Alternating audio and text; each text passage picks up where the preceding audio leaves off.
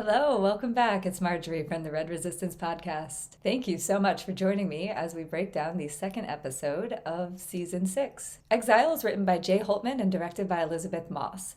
And coming right off of that bottle episode with June and Serena, this episode is also very June and Serena centric. We just watched them go on these parallel journeys instead of this bottled up journey on a train. There's a lot of similarities about their journey that I noticed. First, they're both obviously seeking refuge. They're both fleeing from Gilead, and they both land in these kind of safe commune compound type places. They both have these really great scenes with their parents. So Serena has the flashbacks with her dad, and June has the reunion with her mom.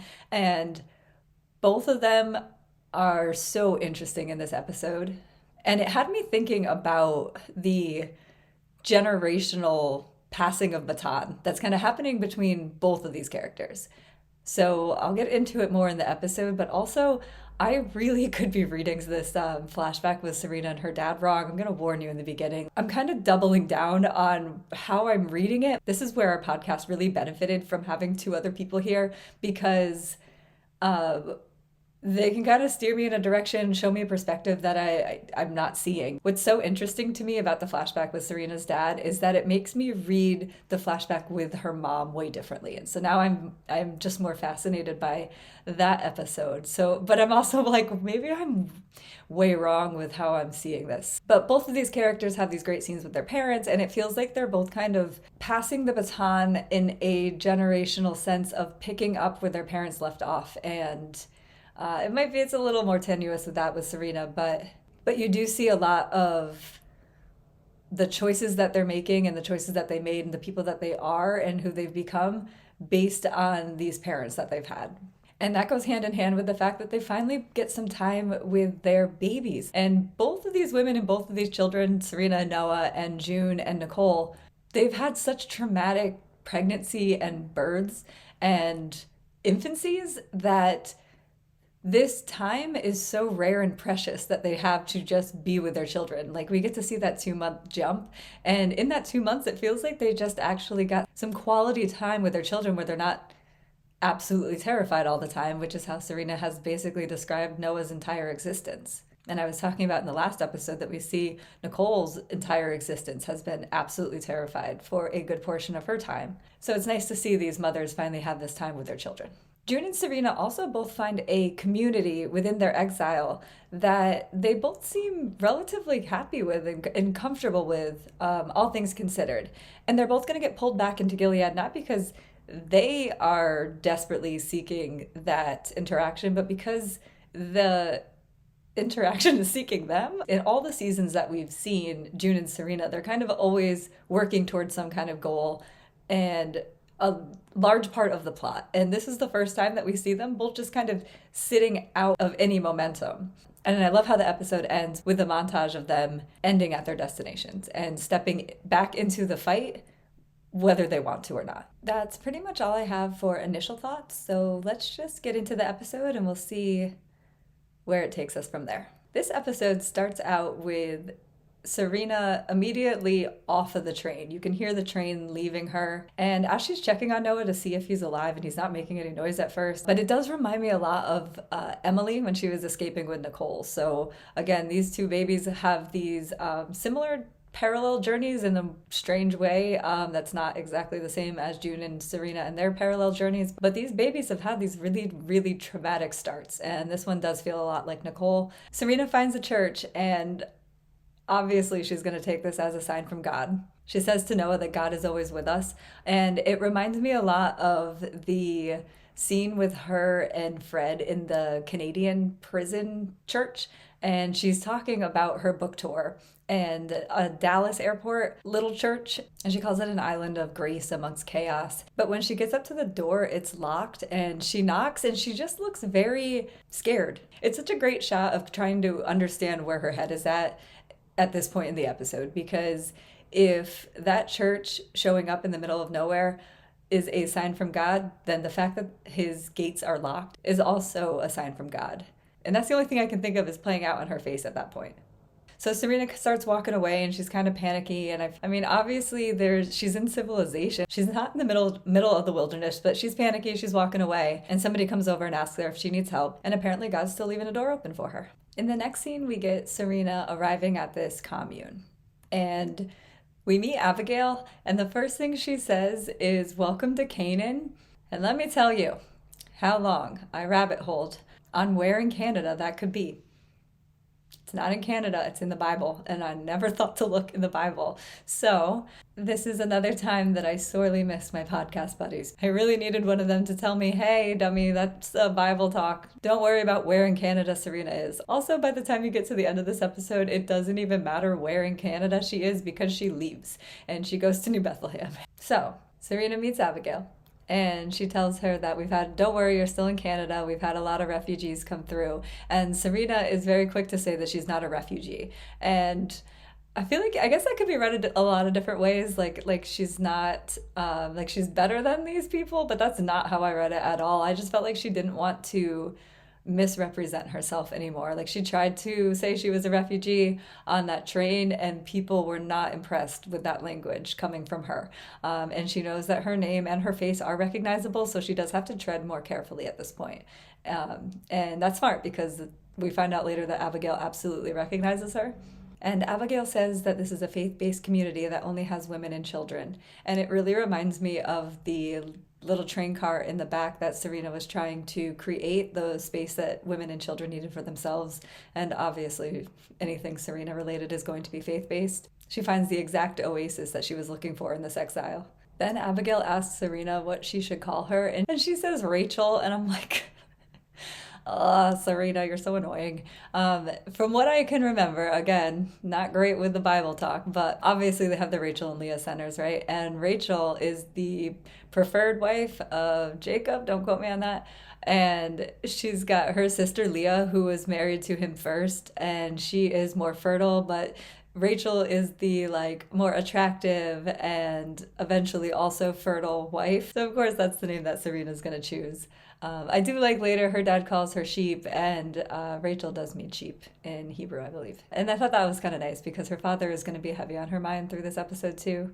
But I mostly just rolled my eyes at the Rachel and Leah Center implications. Especially because it's right after Abigail says, the children are a heritage from the Lord. And Serena's like, "Yes, see how fertile I am? Call me Rachel, the preferred wife." Ugh. Over in Alaska, we've got June waking up, and it's safe to presume that she fell asleep the second she found a bed, and she's waking up to singing, and it's very, very far away. It feels very muffled.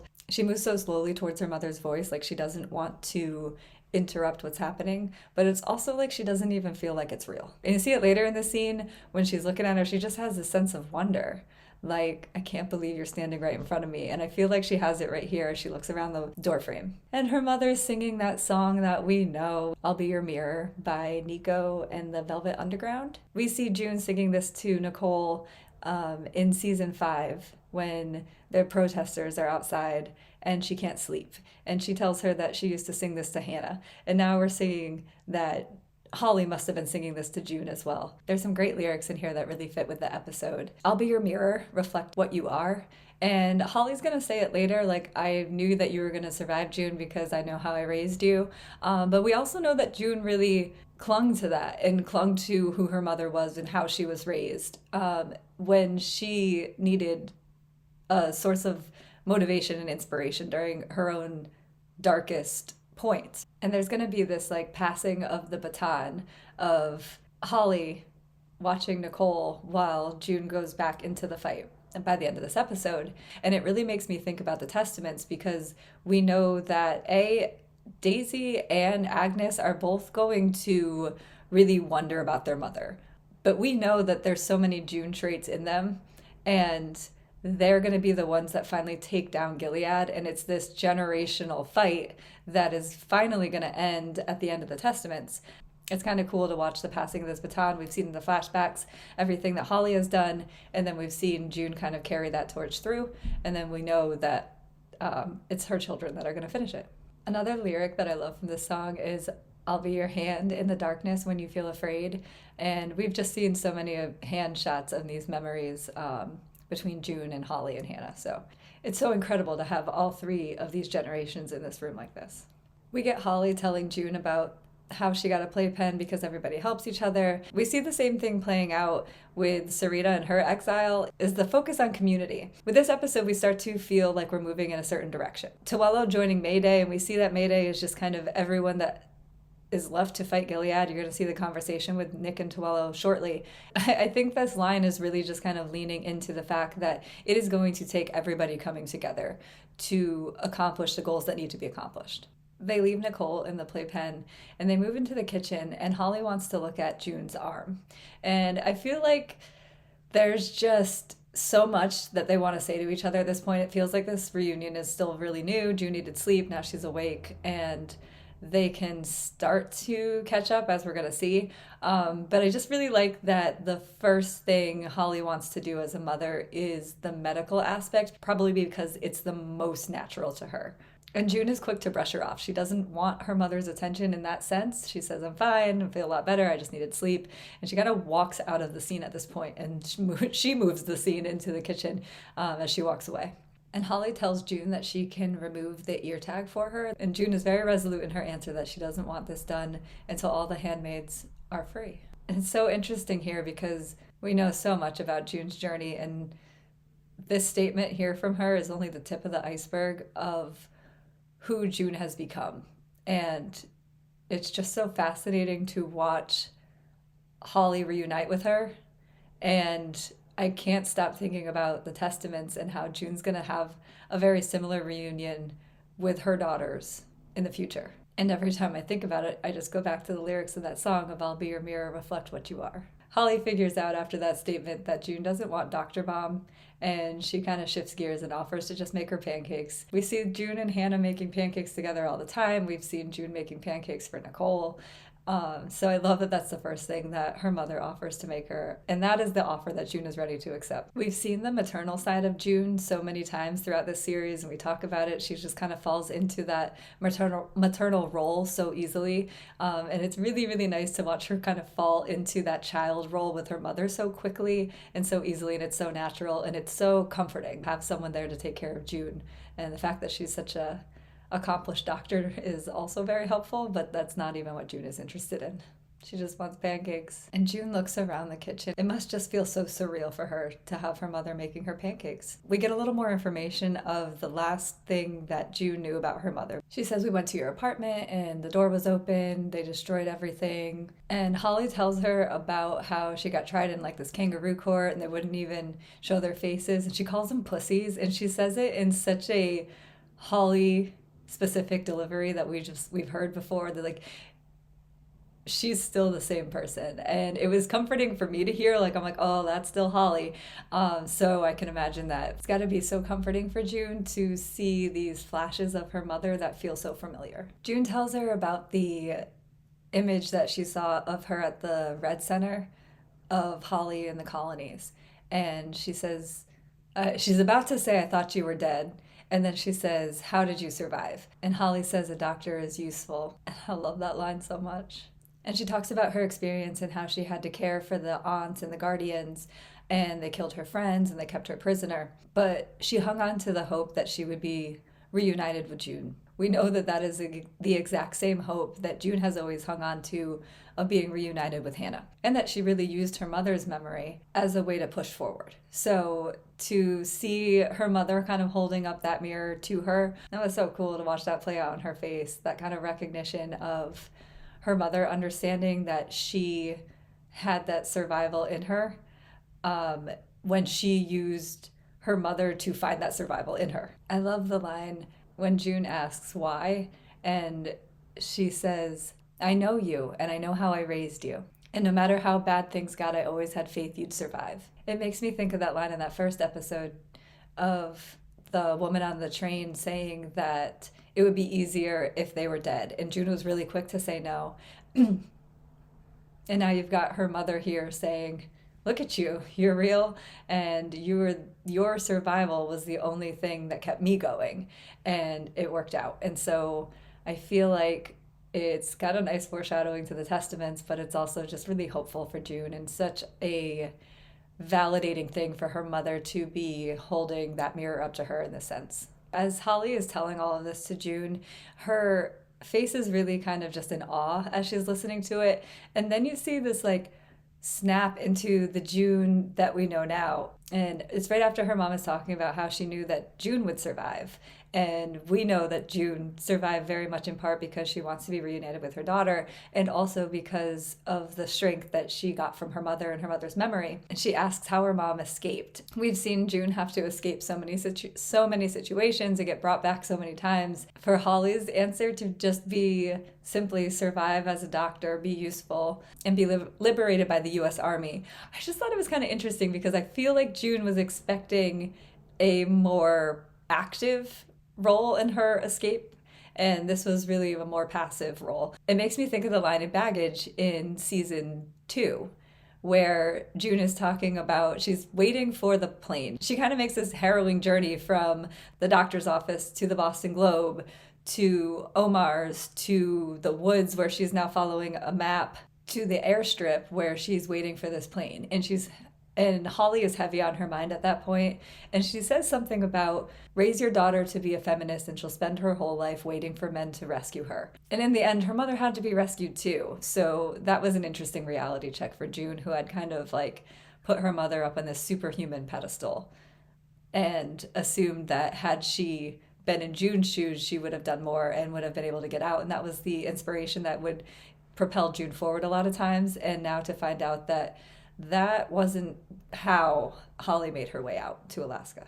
And then Holly tells her that she's been waiting there for her, and there's this pregnant pause, and we know that she was waiting for Hannah. And we haven't addressed the fact that June is showing up with a baby, but not the baby that Holly knows about. Now it's June's turn to give part of her story to her mother, and this was so heartbreaking and also kind of beautiful because I feel like this is the first time that somebody can finally relieve June of this guilt, because this is her mother. And I keep going back to that quote that she said of, she left me and now it's my turn and now I have to leave her. I'm not even sure if that line was meant for Holly.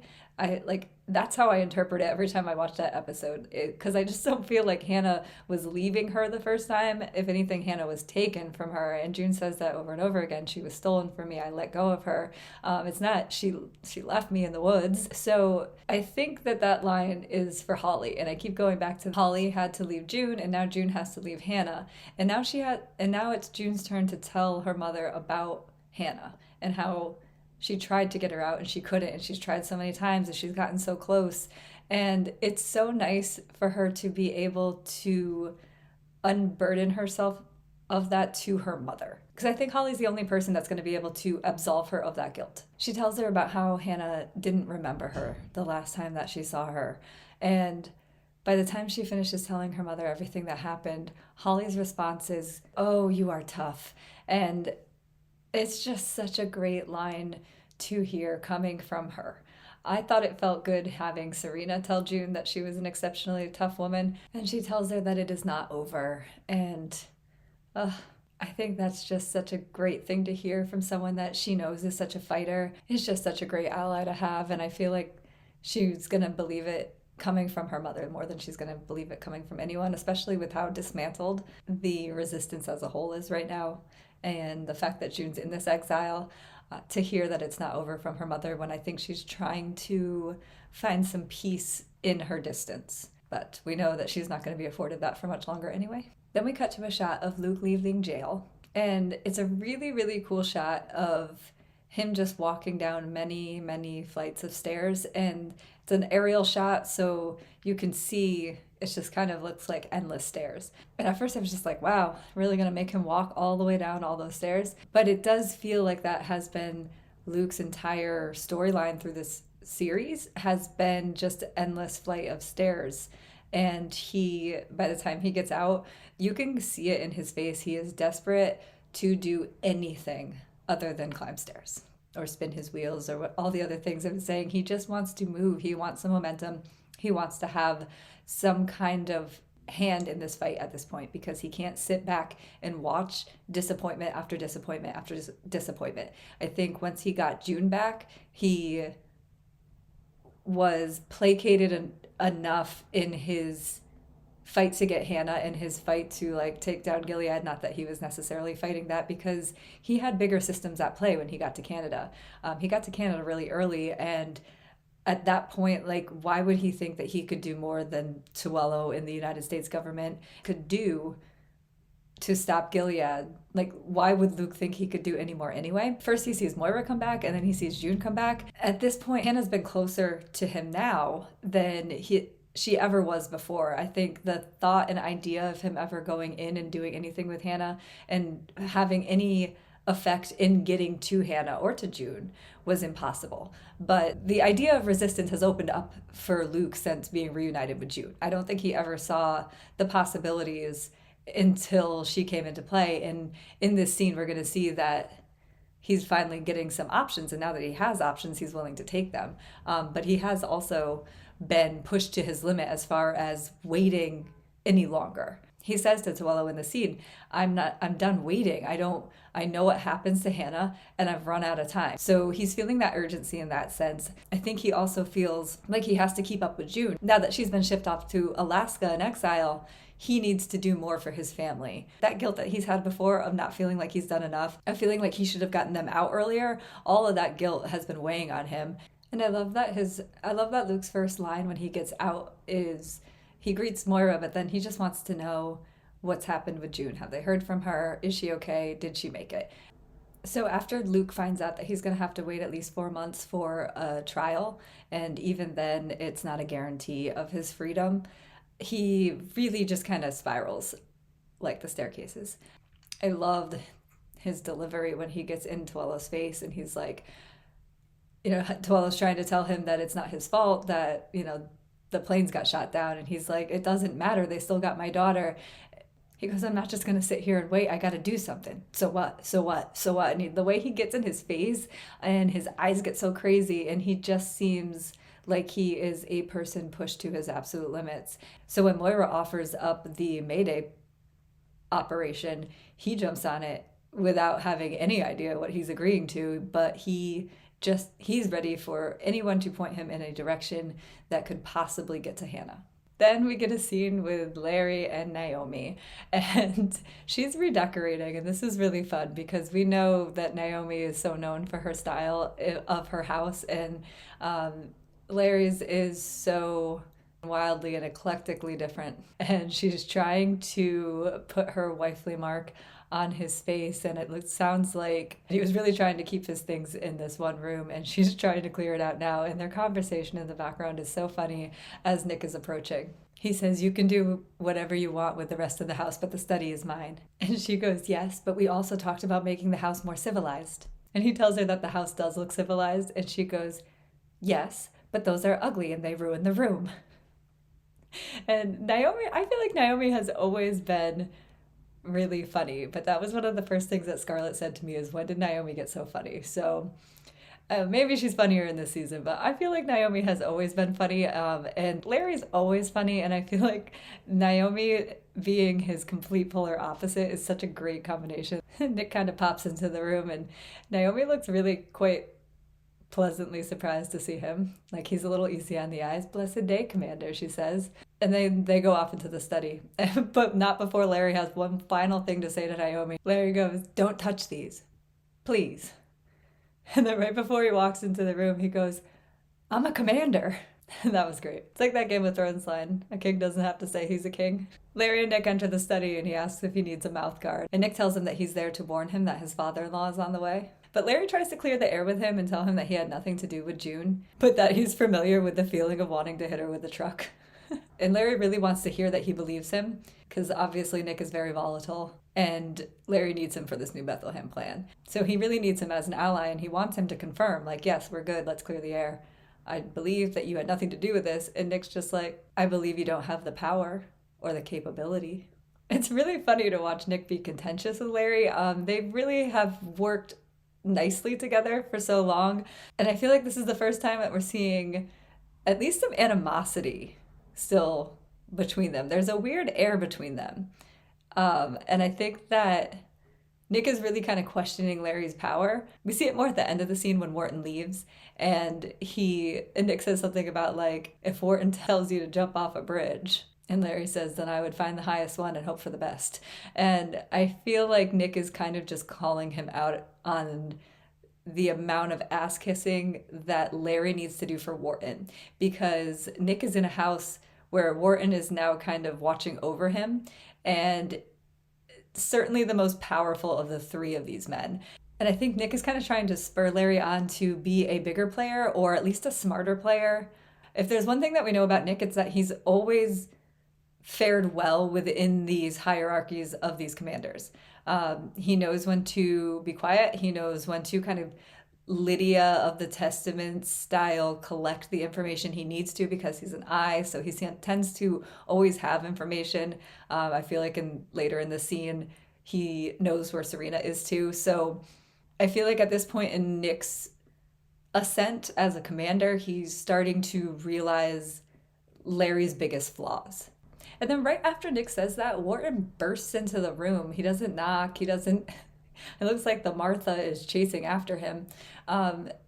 So it's pretty clear in the hierarchy of these three that Wharton is absolutely wielding all the power. But he really has that Commander Winslow vibes to him. He's really charismatic, but there's this air about him that maybe is just the confidence and the fact that he is the most important commander in the room right now. And we know that commanders just have so much power, but he just seems ominous. But I think it could just be because he feels so much like Winslow.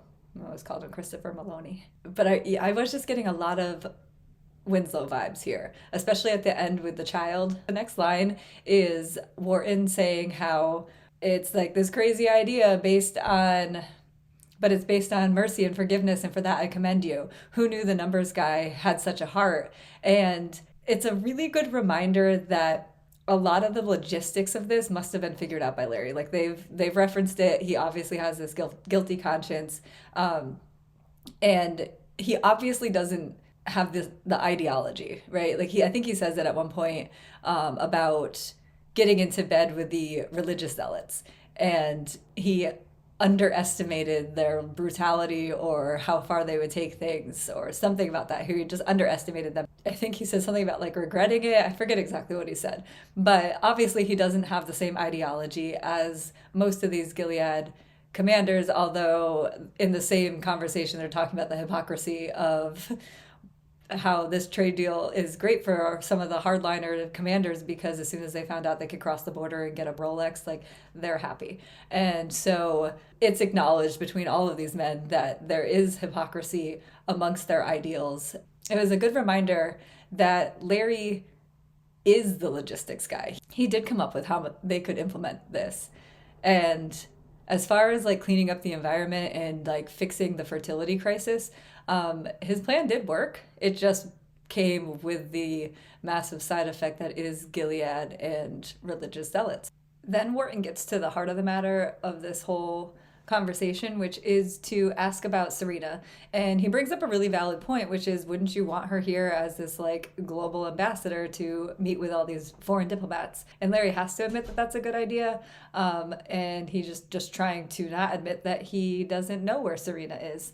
And so Wharton asks, like, why haven't we heard from her? And Larry tries to chalk it up to, well, she just had a baby, so, maternity leave and, like, lady business. Wharton kind of accepts that in that moment, but that's the first inclination we see that he has some kind of vested interest in Serena. And Nick looks really concerned as soon as he starts asking about Serena and her location. And we're going to see later that they find it pretty easily. So when he says that he's going to have the eyes look into it, he obviously either can or already knew where Serena was. And I'm guessing since June was on that train that he was tracking however he could her location. So he is probably privy to Serena's location based on that, or more likely based on that commune, which probably is some kind of like Mayday. What do they call that? Canaan. I'm guessing that's the name of that place. If that's an actual location in Canada, then I'm just an idiot. Sorry.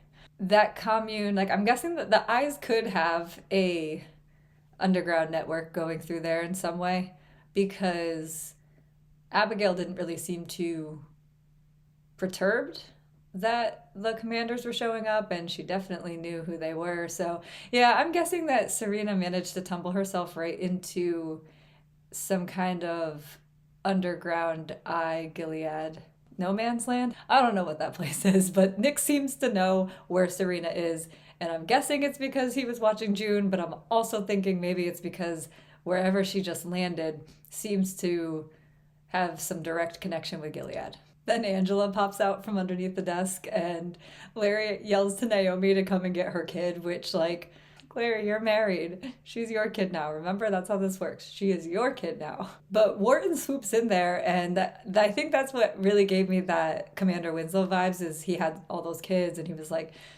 so good with the kids. And so he swoops right in there in a world in which we see these men not even, like, acknowledge or care, remember that children actually exist despite the whole facade of their regime and its ideologies. But this guy, like, really seems to enjoy children the same way that Winslow does. And so he swoops in there and he picks her up and says, whatever he says about her. And he leaves with Angela to go find Naomi. But when I was rewatching this after I'd already seen 1, 2, and 3, his motivations with Serena are more clear. It made me think that him scooping up this child and bringing her to Naomi was more to get in with Serena's friend. Like, he seems to know about Serena. He knows that she's at the Winslows, or my God, there's so many W's. Winslows, Wharton, Waterford. The one I'm looking for is Wheelers. He knew that she was at the Wheelers, and he seems to be keeping tabs on her. He's trying to bring her back. And then we see in the next episode that he's just kind of like courting her in some kind of like Commander Gilead way. And obviously we know from the trailer that they're going to get married. So that seems to be his goal. I don't know how pure his motivations are at this point, but I do think that him taking this child off to Naomi is his way of trying to win favor with Serena's friend. So then Nick has that line about the bridge, and Larry tells them that it's time to go find Serena. So in this June and Serena-centric episode, when we're not seeing Serena, we're still talking about Serena and bringing her back into the fold. And that is how Serena is going to end her exile. Then the next scene is Rita, Luke, and Moira. And Luke and Moira are frantically packing and leaving. Rita is trying to tell them that she understands why they want to do something and why they want to help, but that their plan is crazy. Then Rita tells them that she might be visiting New Bethlehem, and that stops them both in their tracks. They were like in the process of leaving the apartment, and they stop and turn around and face her. And Moira says, Rita, no. And she tells him that they might have a lead on her sister. And Moira's like, I get that, but you can't trust them. And it's kind of funny in the same conversation that Moira's going in to join Mayday and help Mayday fight. She's telling Rita that she can't trust New Bethlehem, and I feel like both are equally precarious and equally untrustworthy. Not that Mayday's untrustworthy, but the operations in which they'll be doing for Mayday are working in a far more dangerous way with Gilead than Rita is, at least on the surface. Although obviously I understand Moira's hesitation. I just feel like it's funny that in this conversation they're both like, no, what you're doing is unsafe. And I feel like they're both doing unsafe things. And that is, again, that like theme of community that we're seeing here is everyone's joining the fight in one way or another. And I think we're being reminded that Rita has these stakes too. And she's also getting displaced and going to be in exile, and has been in exile since Gilead took over. And they're all just trying to figure out where they land. And everyone has to make dangerous choices in these situations. And Luke just wants any chance to have any effect on getting Hannah out of Gilead. Moira wants to have any effect on ending Gilead, period. And at this point, Rita just wants to be able to be reunited with her sister, who's still alive. And we've just seen the impact of a reunion with Holly and June in Alaska. So I can see why the appeal of New Bethlehem would be really strong for Rita. And speaking of that reunion, June calls in the middle of this conversation. And first you get the reunion of June and Luke, and she finds out that he's out of jail. And that is like relief enough for her. He's just happy to hear from her for the first time. But she's sitting on this huge news of Holly being right next to her. Moira and Rita are next to Luke, telling him to put it on speaker so they can talk to June. So she's on speaker and she says hello, and they're like, June, how are you? How's Nicole? And she has to say, like, Nicole's fine, I'm fine, we made it, but I have this bigger thing to tell you. And Holly's in the background like, no, you only get a few minutes, don't waste your time on me. And meanwhile, June's like, I have this massive news that is going to rock these people's world, with the exception of Rita, who's going to have to figure out from context clues what's happening here. But as somebody who is yearning for a reunion with her sister, I imagine that that's got to play a big role in her decision. Especially as Luke and Moira flee. Moira's like walking out the door saying, don't you worry, we'll help you with that living situation, Rita, but also I'm going to go work with Mayday. So Rita's got her own decisions to make, and hearing about this reunion with Holly is a factor that's got to play into that. So they have that really nice moment on the phone where they all kind of recognize each other's voices, and Rita's just in the background like, obviously this is really exciting for everyone. And they quickly exit because they know that like time is so limited. Like Holly had talked about it earlier too, of her only getting 5 minutes a week to try and call all these refugee centers and try to find June. She knows, and Rita and Moira know, that they need to just give Luke and June a moment to catch up. So they all exit, and Luke and June have a few minutes to just kind of touch base with each other. And so she says, we made it, everything's okay. But you can see this kind of like hesitation in her voice of like, yes, I just met my mother and reunited with my mother, but also I did have to tell you about who was on the train. And he's like, okay, well, how did that go? And she says, Luke, I don't know what happened to them. And then she kind of quickly changes the subject to, I don't have much time, what's happening with you? But I thought it was really interesting that she needed to tell him that with this very limited amount of time that she has. And you can see how conflicted she is with not knowing about the fate of Serena.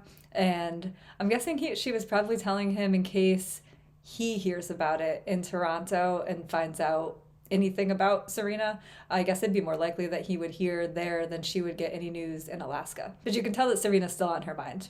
Luke tells her how he has to wait for a trial. You can tell she's disappointed, but she's like, well, we'll just wait. And he knows he's not waiting, but he also he has to decide in this moment that he's not going to tell her. That really, really weighs on him. You can see the struggle on his face because he really wants to confide in her. The way in which she wants to tell him about Serena because it's this big thing for her and she only has a few minutes and she just had this huge reunion with her mom, and yet she still needs to tell him these other important things in her life.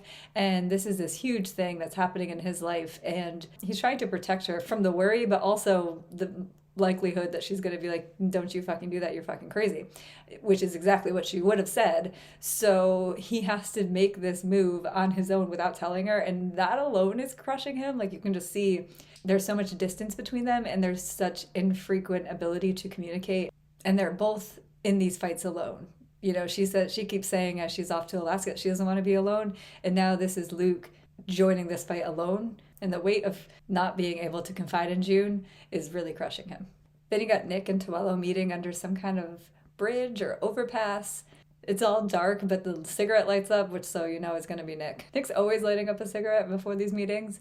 But the first thing out of Nick's mouth to Tuello is, are June and Nicole safe? Obviously that makes sense because that's Tuello's end of the whole deal. But I like that was the first words out of Luke's mouth, and it's the first words out of Nick's mouth. Tuello tells him that the train reached Alaska, and then he hands him a cell phone that's encrypted, and he hands him some kind of map of marked areas and tells him that he needs the Gilead patrol schedule for those areas. So Nick puts it together pretty quickly that what Tuello's asking for is reminiscent of Mayday, and that he must be working with Mayday. And Tuello tries to play dumb and say, what's Mayday? And Nick calls him out on the danger of his plan, but also the recklessness of it. At this point, Nick's saying that it just feels like a waste and a sacrifice. They're not going to win. There's nothing that they're going to be able to do. They're just throwing more bodies on the fire. It's when they get that line from the trailer. It's great foreshadowing because we know that by the end of this episode, 2 of the bodies on that fire are going to be Luke and Moira.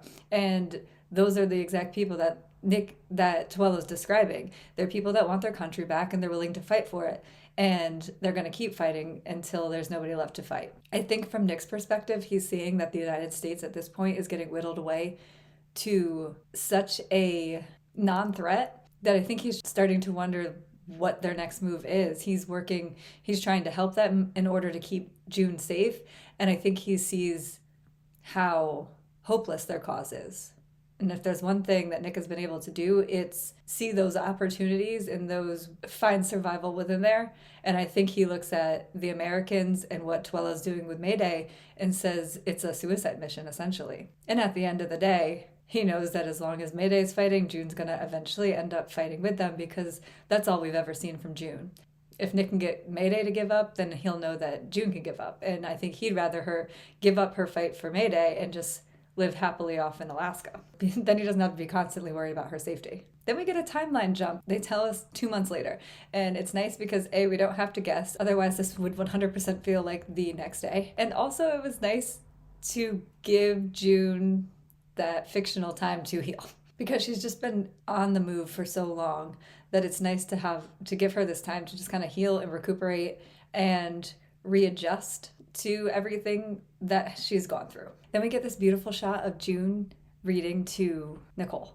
And it was really looking like this baby was going to grow up never getting the chance to read. It's really special to see her reading a book to her at all. I mean, that's the reason that Serena's missing a finger, is she asked the commander to give girls, including Nicole, the chance to read the Bible. And to have the audacity to do that, they cut her finger off because, well, not because she asked, because she read the Bible in front of the commanders. But that's all she was asking for, was for this child to be able to read the Bible. And she's missing a finger for it. And so it was really cool to be able to see June reading anything at all to Nicole. June is reading her The Little Red Hen. And it's really nice to see that June has had this time with Nicole, and that she's not alone, that she has this community, and that she has her mother. So despite being in exile, her biggest fear was that she was going to have to do this all alone. And it's beautiful to see that she gets to have these 2 months. She's had basically no time with her. I mean, her time with this baby has been so traumatic. The moment of conception through June's entire pregnancy and birth, she had to give birth alone. Oh my God, she even had to give birth alone. June has had, then she has the baby taken from her. Then she has to pump while she's in the same house, but she can't even see the baby. She's like smelling the baby's laundry. Then she has to give the baby up to Emily to get out of the country while she stays in Gilead for her other baby. She almost has that miscarriage from the placental abruption. And she makes that promise at that point to Nicole that she is not going to let her grow up in Gilead.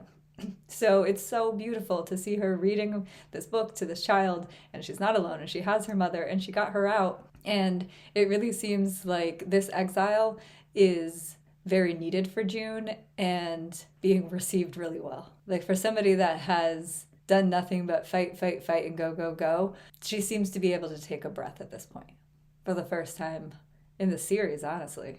Then we cut to Serena, and she also looks like she's enjoying her exile on her little commune. She's picking her tomatoes, and we've seen so many shots of Serena in a garden, so I'm like, oh, she is right at home here. And the music is beautiful, it's outside. Both of these scenes of June and Serena back to back like this are both so beautifully lit, and they just seem very peaceful. Like, they both just seem at peace with where they've landed in their exile.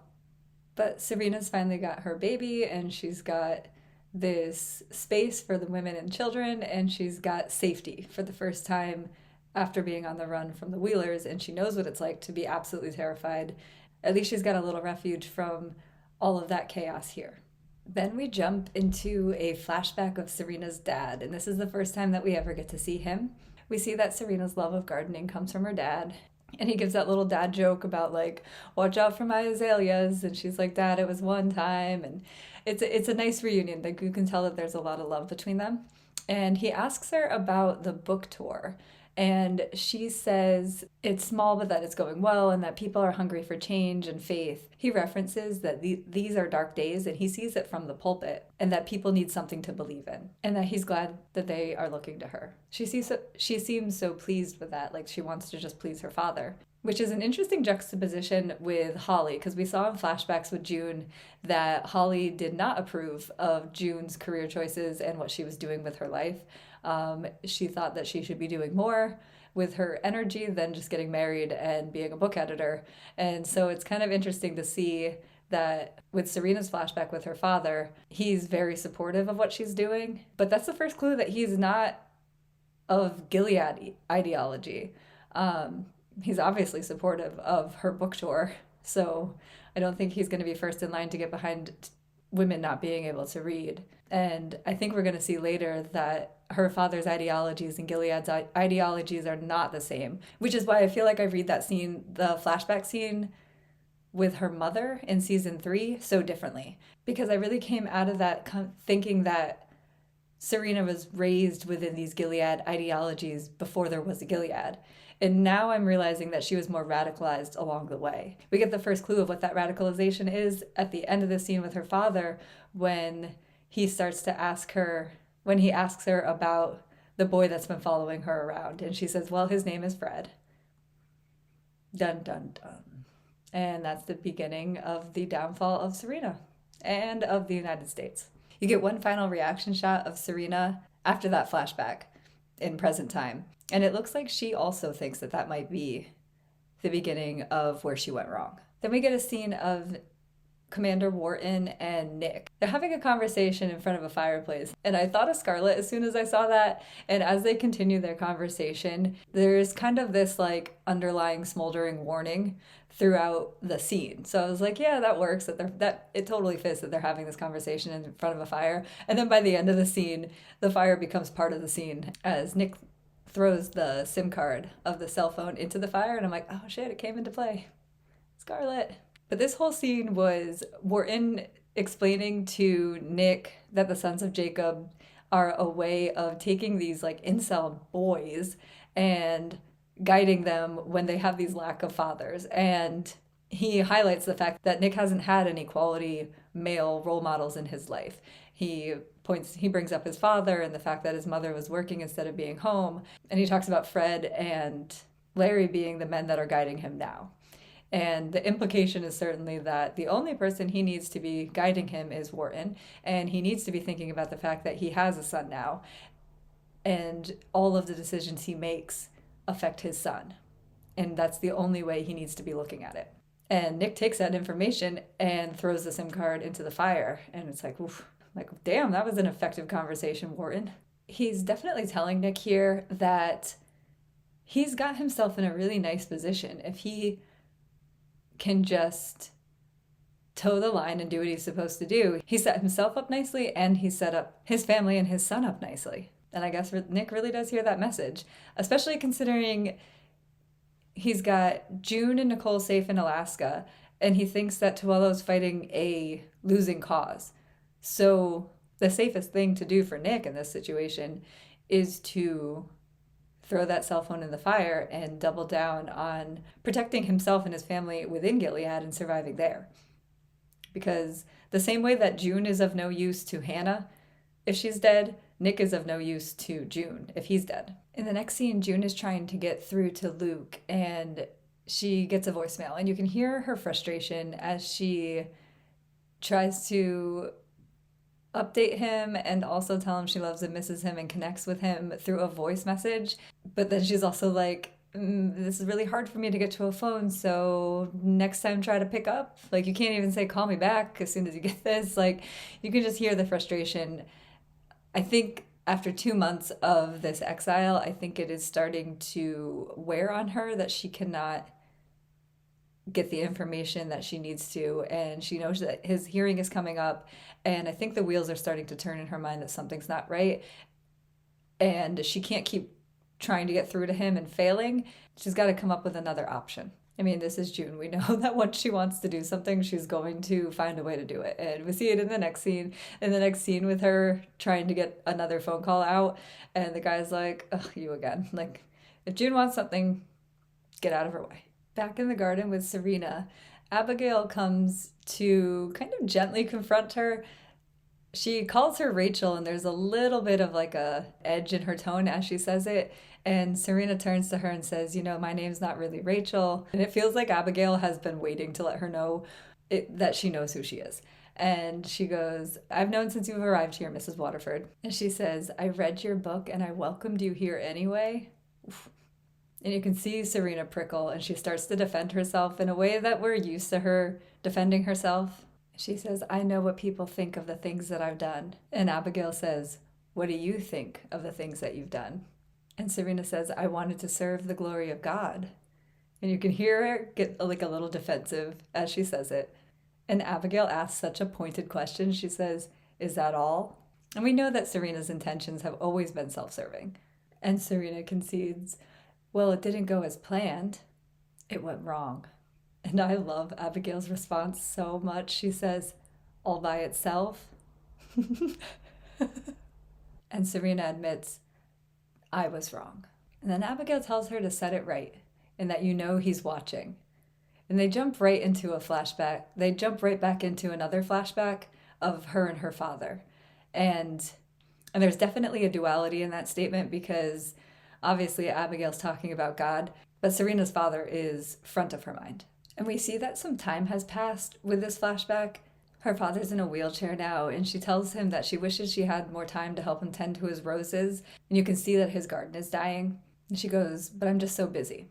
And this has to be on this right around the same timeline as the movie theater date where her and Fred talk about the plans to overthrow the government. And she tells her father here that something big is about to happen. And she kneels down, so now she's looking up at him while he sits in the chair. The way she's dressed is different too. She has this book and this idea, and then she also has Fred enter her life. And then we see what happens on the book tour with Fred taking the momentum and the idea that she has and the attention that she commands and twisting that behind the scenes for his own Sons of Jacob plot. Like, we kind of see Fred swoop in and take her idea. And it's really interesting to see this aspect of this timeline. She says that something big, she's telling him that something big is going to happen and that they're about to change the country and the world is going to turn into a new Garden of Eden. And I love that she's telling him this while she sits in his dying garden. And the fervor and excitement on her face is really different. This isn't the same Serena from the last flashback. And it's interesting to see how quickly a radicalization can happen because that's what it is. She's talking about violently overthrowing the United States government. And the look on her face, she's just completely enamored with this idea. And it cuts back to his face, and his health has deteriorated enough where he can't respond. But given the imagery of the rest of the scene, it feels like everything is falling apart, and I could be reading a lot into his look, but it doesn't look like he is as impressed with this idea as she is. And it's got to be such a scary thing to see your child change so quickly and out of your control. But this does really, really change the way that I look at that flashback with her mother. There was so much animosity there with her mom. And I took it as her being upset about what had happened with Serena and Fred's marriage and the fact that Serena was walking away from that marriage, and made the assumption that that was because Serena had been raised in this ideology that she has no place in this world without a man. Therefore, she wrote the book A Woman's Place, and therefore we have Gilead and Serena in the iteration that we have them because of the way in which she was raised. But now we're seeing this other side of her father, and it seems like despite being raised in a highly religious household, she was not raised in a highly fanatical and cult-like household.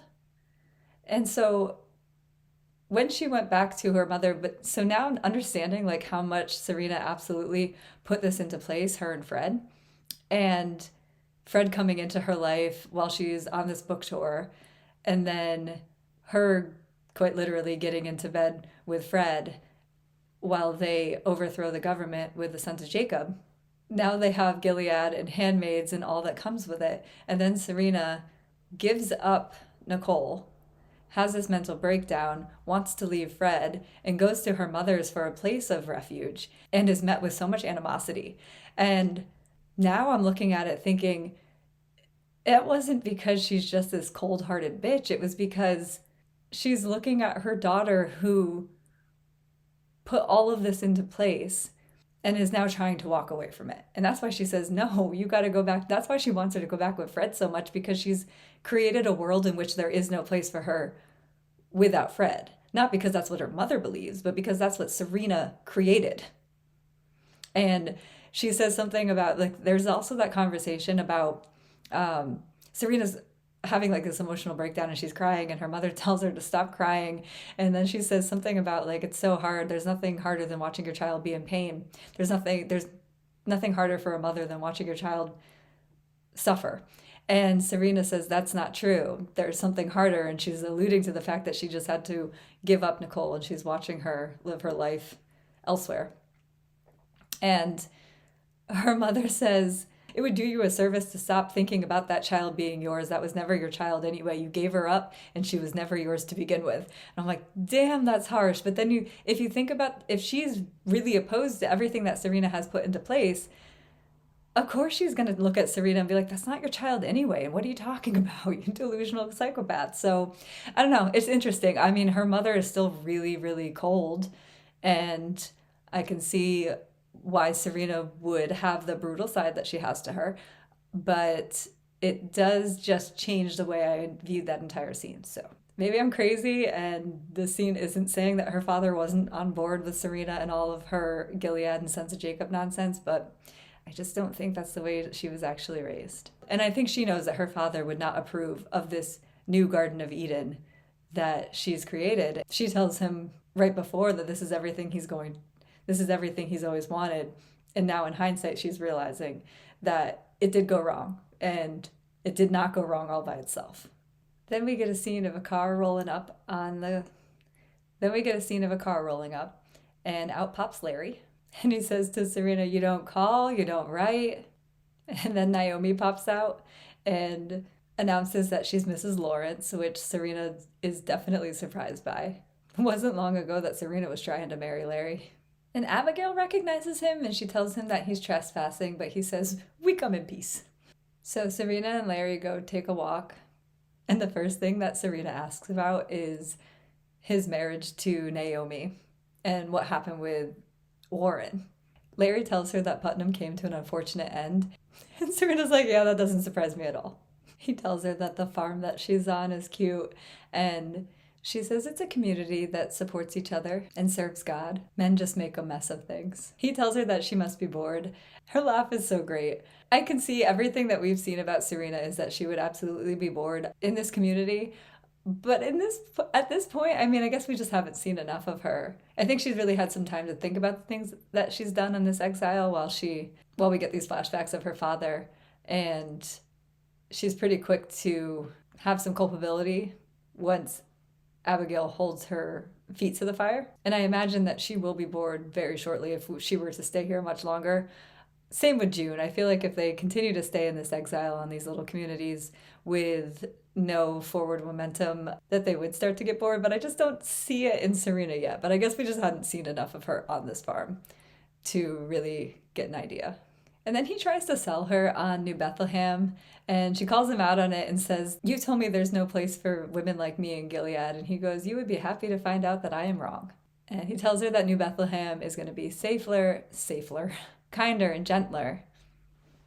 He wants her to come back as the face of progress and reform, and she calls him out for that and says more photo ops, which is fair because the last time he had a plan for her, she ended up with the Wheelers. She still isn't sold because she says that, as a woman with a child, I would be forced to remarry. And he tells her that women in New Bethlehem can live on their own and that they can read and write. He goes, turns out it's crazy what women are capable of.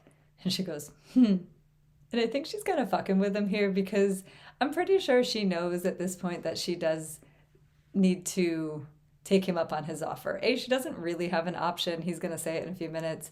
If he was able to find her and if the eyes were able to find her, that the Wheelers will be able to find her as well. There aren't a whole lot of options for her, and the one that he's presenting does sound like the most Serena-fied perfect option, especially considering the conversation she just had with Abigail, where she knows she needs to set something right. And while we've seen some progress with Serena in terms of making amends to June, she hasn't accepted a whole lot of culpability and faced her actions in terms of the consequences that she faced on the train, in terms of the effect that she's had on so many people that she hasn't even met.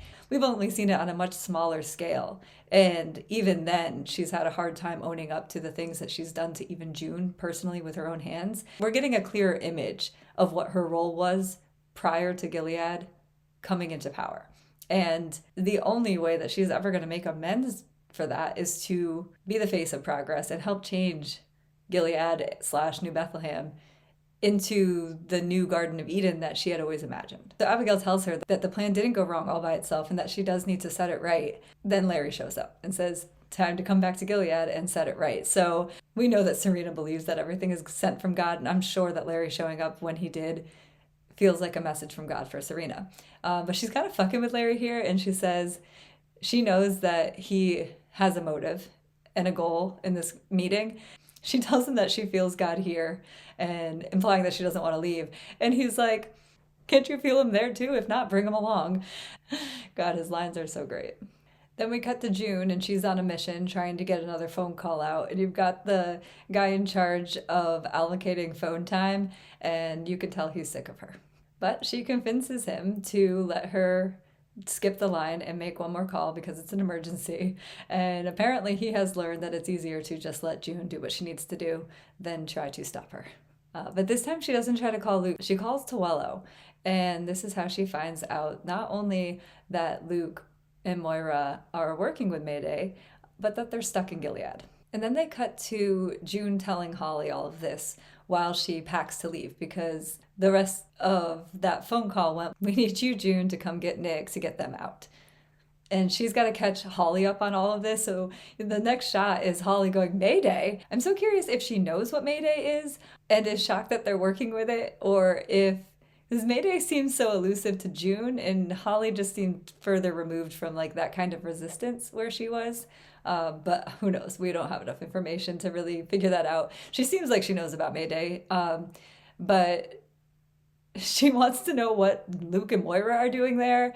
And June's like, I don't know. And she's really giving like only the shortest answers possible. And June's packing while she's answering all of Holly's questions and giving her this information. And she hasn't told her yet that she is the solution to this problem. So Holly turns to her and goes, well, what are you doing? And she says it so casually. The American embassy is going to fly me out. I'm going to help get them back. And Holly goes, you're not a spy. You're not a soldier. And it's like, well, actually, June has been in a lot of positions where she's been exactly a spy and exactly a soldier. So June responds with, you don't really know what I've done. And June starts to explain the situation with Nick. Holly does not take it well. Obviously, there's not a lot of time for June to impart all this information. And obviously, Holly's missing like a lot of backstory. But this feels so much like when she told June not to marry Luke. She didn't, not even that she didn't approve of him as a person, but just that she didn't approve of her getting married at that point in her life and giving her energy to any man at that age. And now 2 months into their reunion, June still hasn't told her about Nick, which I'm kind of surprised with, considering that Nicole's there. Obviously, a handmaid coming back with a baby, I guess it's kind of assumed that that baby would have been a commander's, but I'm surprised that Holly hasn't asked her about that component of her time in Gilead at all. But she hasn't, and now they have to have this conversation quickly. And Holly finds out that Nick is a commander now, and he was an eye, but he wasn't June's commander, but he is Nicole's father. So Holly starts telling her that she understands that she did what she had to do, but she can't trust him, and that this could be a trap for June and Nicole. And June brushes her off, and kind of understandably so, because, again, like 2 months and they haven't talked about how June got out at all any of the times that she escaped and then didn't really quite make it, because so much of that was Nick. I'm just surprised in 2 months that her and her mother have not discussed June's experiences in Gilead enough where Nick has come up in any way, specifically as Nicole's father and as someone who helped June survive for as long as she did in Gilead. But June knows, and she brushes her off and says, no, it's not like that. I can trust him. He loves Nicole. This isn't a trap to get Nicole back. And that's true, because we've seen him do nothing but get Nicole out. Why would he try to get her back in? Like, at this point, June going to see Nick never feels like a trap. Even if it wasn't intentionally a trap set by Nick, but just somebody who wanted to catch June and use Nick as bait. Larry or any of the other commanders. And that's just never been the case. Like, Nick has always prioritized June and Nicole and their safety and making sure that their proximity to Gilead is as far as possible. And Holly doesn't have enough of the information to kind of fully understand this picture. And so she gives June this brutally cutting line. And we've seen this with them. They really have this kind of explosive, combative relationship. And they fall back into that rhythm so quickly in this moment. And then June tries to tell her that he's not like that. And she goes, they're all like that. They're monsters. And June says, no, not him. And then Holly tells her that she's lying to herself and that even when she was patching him up, she knew what they were. June tells her, well, what do you want me to do? Do you want me to leave Luke and Moira?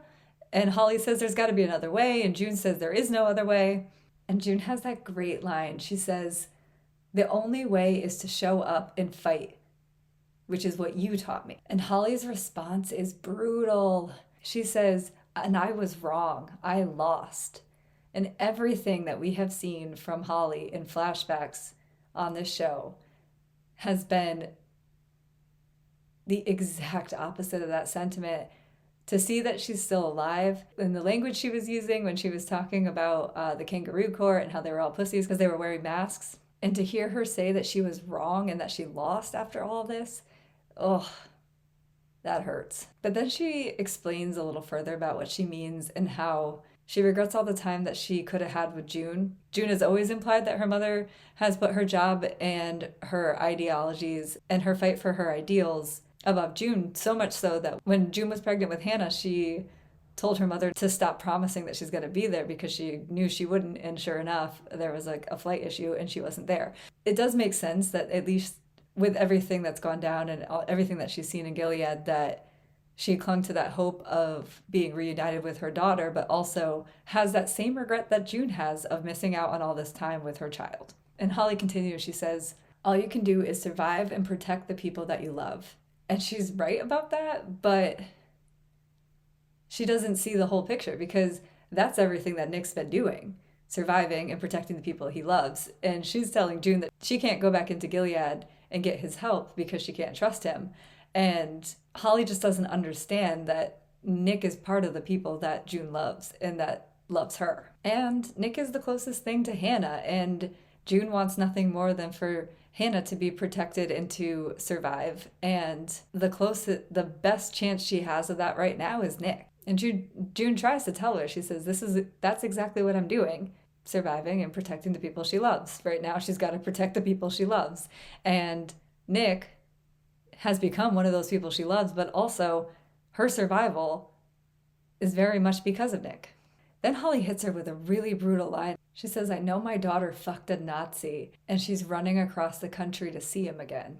God, that's just so not fair because A, she's not running across the country so she can go fuck a Nazi. She's running across the country so that she can get Luke and Moira out of the jam that they're in. Ugh, that's just not a fair statement. She doesn't understand how much June's survival hinged on him and how much Luke and Moira's survival hinges on him right now.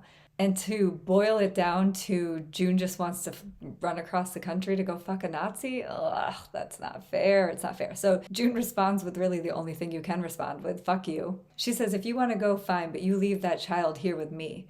And June turns around and hits her with an equally brutal line. Why? So you can abandon her too? Oof.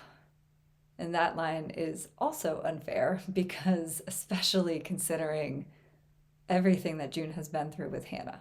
And again, thinking about the testaments and the reunion that she'll eventually have with her daughters, like that line and that sentiment is going to come back to her. Like that's her biggest fear, is that that Hannah's going to feel like she's been abandoned. She stayed in Gilead the first time because she didn't want to abandon Hannah. Now, and then once she got out, everything that she's done has been to get back to Hannah and to get Hannah, to save Hannah. To accuse her mother of abandoning her, well, it turned out that she was right about everything that she was fighting for. And June knows that, and that's the thing. And you'll see her apologize for it later, but gosh, those two lines from them are both so unfair and so cutting. And it's a really great insight into their relationship because it's always been kind of implied and danced around, and we've just scratched the surface with their relationship and that kind of like abandonment, animosity issues that June has always felt towards her. And then has kind of reconciled through this show in her memories. But as brutal as this whole conversation is, it's still just such a blessing that they're able to have it, that they can kind of hash out these things that have been plaguing them since pre-Gilead. Things that June had to kind of reconcile with under the assumption that her mother was gone. And the scene ends with such a great shot. As Holly storms out of the room, June kind of grapples with all the emotions in her wake. And she looks into the mirror, and it's kind of like she projected all of the fears that she has about her relationship with Hannah onto her mother at that point, and she's feeling all the regret now. Then we cut back to Serena, and they're sitting down to have dinner on the farm, and of course they're going to pray before they eat. So they pass it off to Larry to let him do the honors, and he's like, oh no, I don't really do that. And so he passes it off to Naomi, and she delivered a prayer that was so bad that I forgot. I mean, she plays the Gilead wife so well that I forgot the level of hypocrisy that the people at the highest levels of Gilead typically have. And my God, she does not know how to pray. She does the piety thing really well, but that is an act, because this woman has never said a prayer out loud in her life. And Serena finally puts her out of her misery and takes over the prayer in typical Serena fashion. She turns it into this like giant self-aggrandizement. And I mean, by the end, like the music is great. You got all these like violins playing, and the momentum starts picking up. And the next thing you know, Serena's standing, and Serena stands up and she says, God has a plan. She announces, thank you so much for having me and Noah, but God has a plan for me, just like he did Elijah and Noah and Moses, just like he did for you before, Serena. We've heard this all before. And she says, God has a plan for me, and I can't hide from his plan anymore. And then the camera zooms in on her face, and she goes, the world is broken, and I am being called to heal it. And it's a little ominous, because we have seen this all before, and we've seen it all go wrong before. So I don't have, as much as I believe that Serena wants to set this right, and I think she knows what setting it right looks like in some sense, maybe. We know how easy it is for it all to go wrong for Serena. One little glimpse of power, one little glimpse of a pedestal that comes with a princess dress, and you start to lose her. I guess what I'm trying to say is we know how easy it is for her to be radicalized, and now that she's going to be back in the throes of Gilead, I guess it's a flip of a coin which way that goes. And then June apologizes, and she says that she didn't mean what she said, that she knows that her mother didn't abandon her, and we know that's true. And we know that June knows that. We know that's true. We know June knows that. And Holly pleads for June to leave Nicole with her, and she says, I know I wasn't the mother for you that I should have been, but please leave her here with me. I will protect her with every fiber of my being. And you can see that June is torn. It's the last thing that she wants to do is to leave Nicole here. But she concedes, and she says, it's not going to be for long. I'm going to come right back. I'm going to go there, and I'm going to come right back. You'll see. That feels really ominous. And Holly tells her that Nicole and I will be right here waiting for you. And I finally get the moment I was waiting for from the second that Holly's face showed up on the screen. June gets to tell her that Nicole's real name is Holly. And it's just like the perfect little cherry on top to this apology scene. They were both saying a lot of things in the heat of the moment. And for June to give her that revelation and that moment really sums up exactly how June feels about her mother. And then we get the shot that we saw in the trailer, and I thought it was June and Serena, and it looked like it was in front of a memorial wall. And I'll have to go back and look at that screenshot, but I swear that looks different than this. Like, the lighting was different. I swear there was candles all over the place, and there was like, I feel like I even tried to zoom in and like read what the like signs on the wall said, and I'm pretty sure they weren't books, but I don't know. Maybe it was the same. It feel like it was different, and I hope it was different because I can't believe they even threw Holly in that trailer. I would have never in a million years put her face anywhere in there, flashback or otherwise. So to have her like kind of hidden in plain sight, although it was kind of a little bit of a red herring. I swear they doctored that image somehow. I don't think that looks exactly the same, but I'd have to go back and check. Then you have this beautiful shot of June walking away from Holly and Nicole. And it really does feel like a passing of the baton in this moment. Holly references the fight that she perceives as losing, and here it just looks more like June is picking up where Holly left off. And we kind of know that throughout June's experience in Gilead, that's exactly what she was doing. Now to have this image of June continuing on while she leaves this baby safe with her mother is just so beautiful. And I know technically in that last scene that she says, like, I'm just going to go and I'm going to come right back. But it feels like she is entering the fold and entering Mayday in a more permanent way. But with the montage of June and Serena both coming out of exile, it doesn't feel like this is going to be a one episode and then she's back in Alaska with Holly and Nicole. So we will see. But we do know in the Testaments that June is going to eventually end up working with Mayday in perpetuity till the end of the Testaments. And this does feel like her first steps on that path. And then Burn the Witch starts playing, a song by Radiohead, and that made me very happy because I just know that Roxy would have loved this song choice so much. And unfortunately, that's all I have to say about it. Other than like the lyrics are great, Burn the Witch, and like every single lyric is perfect for the scene, and it just works really well. And I listened to it while I was driving today because I enjoyed it.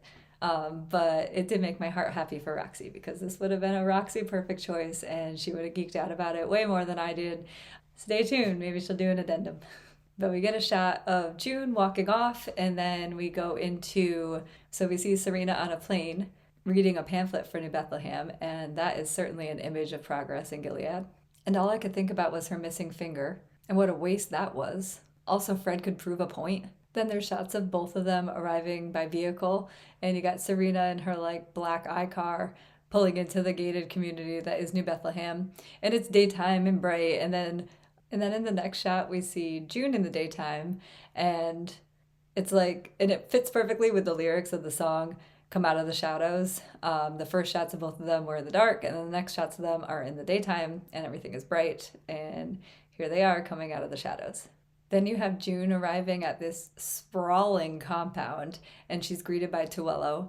And then you get Serena rolling up on her new dwelling, and she's greeted by Nick and Larry.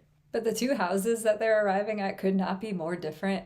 The place that June is at is dilapidated. It's got like sparks flying from, I'm guessing, loose exposed wires in the background. There's leaks and puddles. The wallpaper is like peeling off the walls.